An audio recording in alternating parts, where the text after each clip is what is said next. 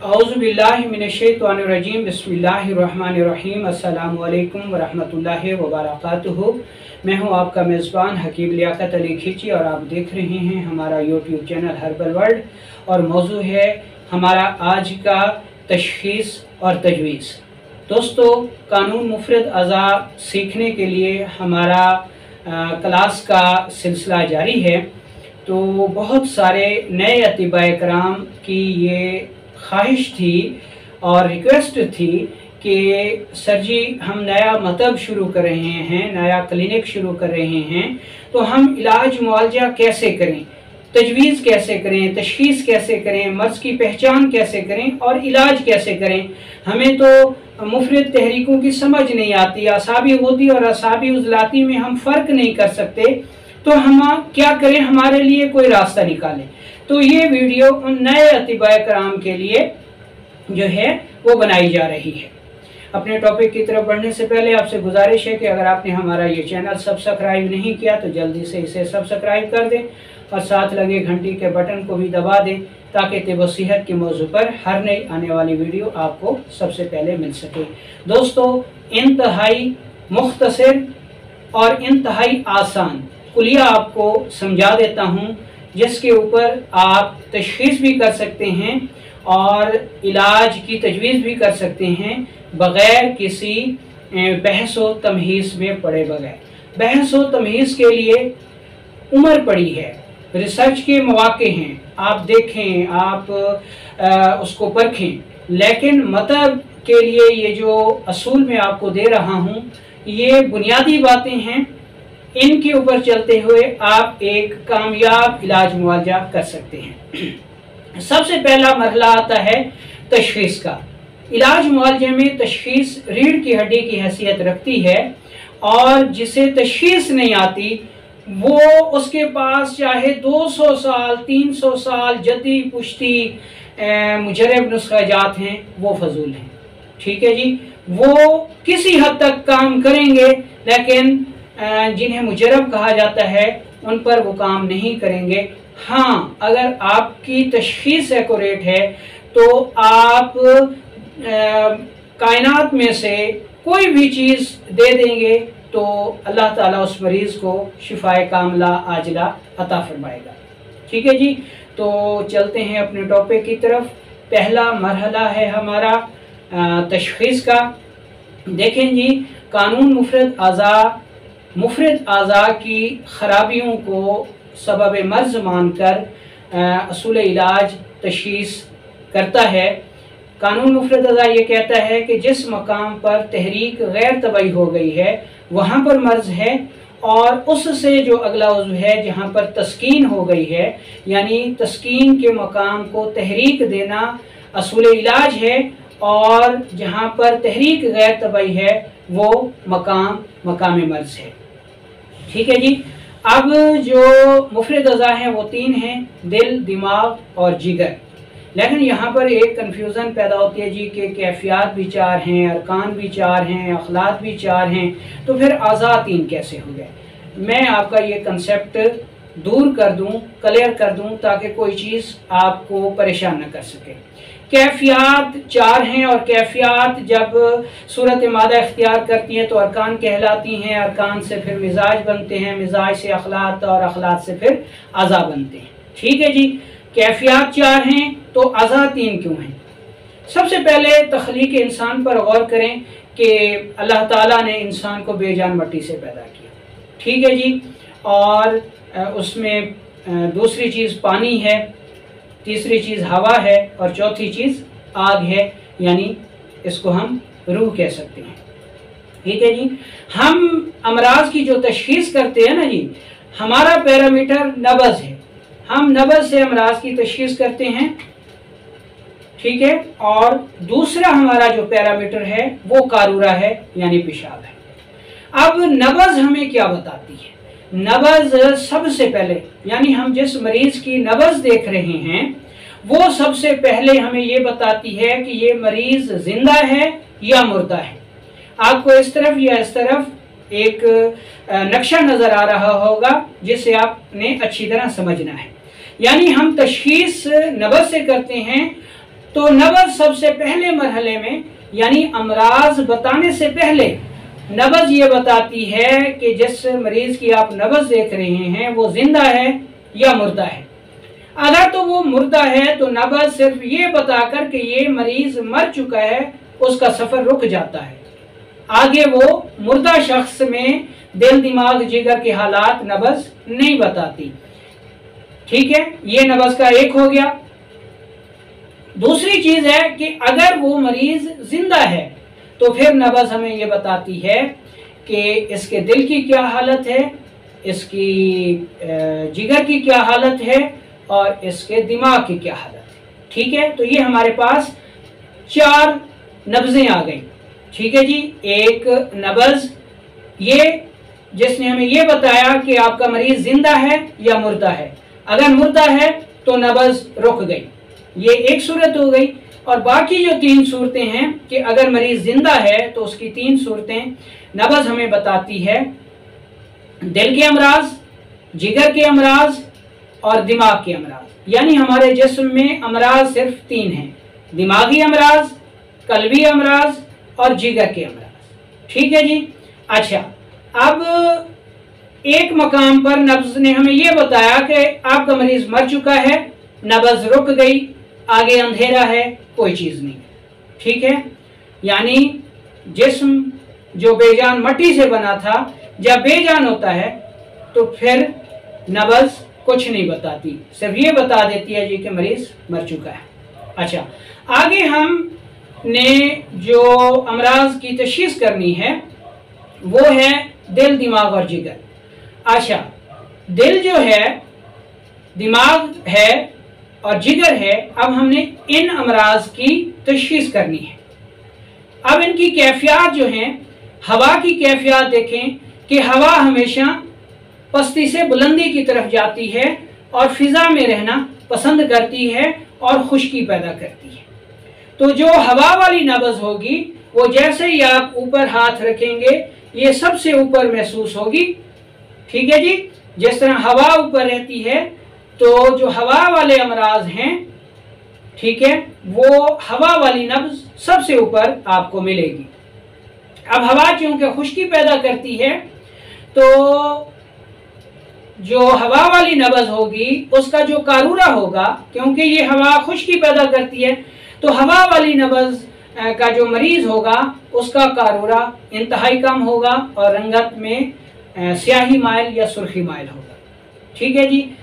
जब आपको कोई नब्ज़ बिल्कुल ऊपर मिले और मरीज का कारूरा इंतहाई कम हो, रंगत में सुर्खी माइल हो, तो ये हवा वाली नब्ज़ है, ये दिल के अमराज बताती है। ठीक है जी। दूसरे नंबर पर आप देख लें, ये एक नब्ज़ हो गई जो कि इंतहाई बुलंद है, मुशर्रफ है।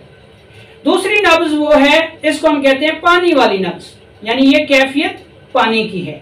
पानी हमेशा नशेब में रहना पसंद करता है और तस्कीन लाता है, इसलिए जो आसाबी नब्ज़ होगी वो हमेशा गहराई में मिलेगी, 1 से 1.5 उंगली पर दबाव देने से मिलेगी, कवाम में मोटी होगी।